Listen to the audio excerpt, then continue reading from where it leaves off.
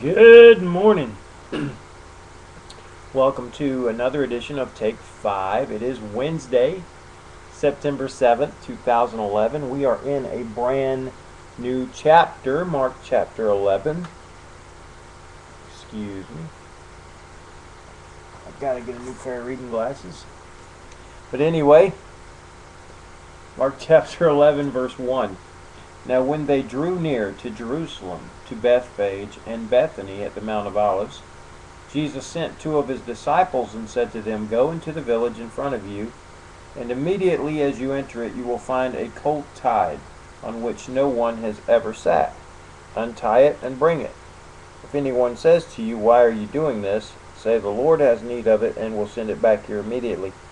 And they went away and found a colt tied at a door outside in the street, and they untied it. And some of those standing there said to them, What are you doing untying the colt? And they told them what Jesus had said, and they let them go. And they brought the colt to Jesus and threw their cloaks on it, and he sat on it. And many spread their cloaks on the road, and others spread leafy branches that they had cut from the fields. And those who went before and those who followed were shouting, Hosanna!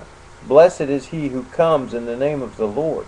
Blessed is the coming kingdom of our father David. Hosanna in the highest.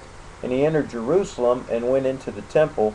And when he had looked around at everything, as it was already late, he went out to Bethany with the 12. This is pretty amazing. Jesus tells his disciples, all right, you go into town, you're going to find a little colt tied up to a post or something like that. And he says, just take it. Just go ahead and take it and tell them our master needs it and we'll bring it back later.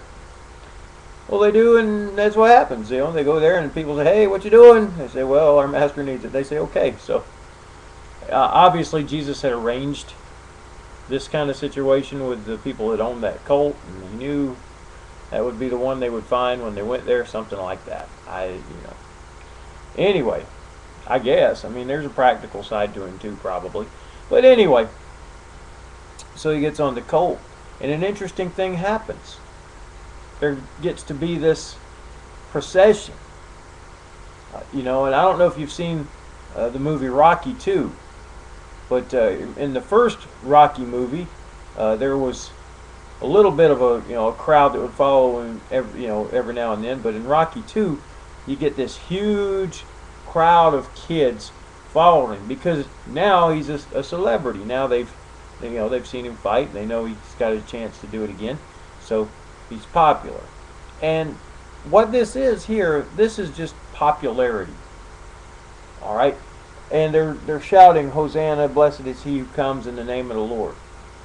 And perhaps some of them are sincere and they mean it and they believe this is the Messiah. They talk about blessed is the coming kingdom of our father David. So they did believe this was the Messiah, but I believe for the most part this is just simple popularity.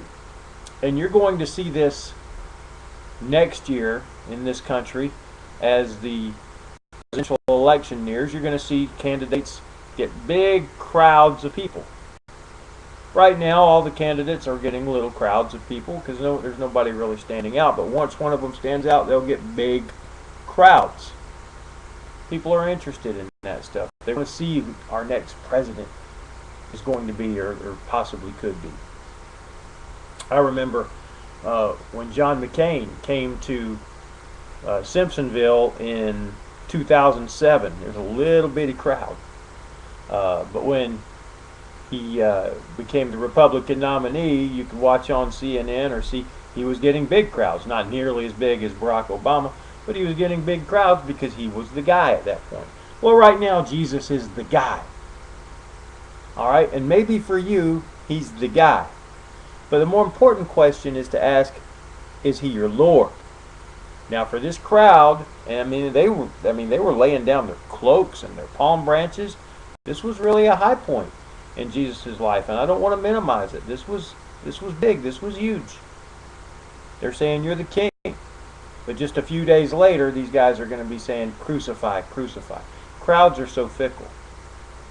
So you can't really go by a crowd's reaction to something. to determine whether it's right or not. You know, there are churches with thousands and thousands of people that aren't teaching the truth and they aren't right. There are churches with small numbers of people that are. So you can't go by that. You can't look at the size of somebody's ministry and make a determination of whether it's right or wrong. You have to listen to what they're teaching and look at the person who's teaching it. Is their life backing up what they're teaching? Anyway, I've gone a long time, but the main point I want to talk about here is, how about in your life? Is Jesus King in your life?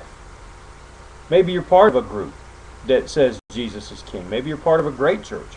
That's wonderful, but how about personally for you? Are you in a few days going to be saying, crucify, crucify, crucify, by the way you live your life? Is he really your king? Are you going to stay where we are in this passage and say Jesus is my king? Or are you going to move in a few days and be saying crucify, crucify, crucify? The choice is yours. All right, went quite a bit longer than I wanted to today, so maybe I'll be shorter tomorrow. Come back for the next edition of Take 5.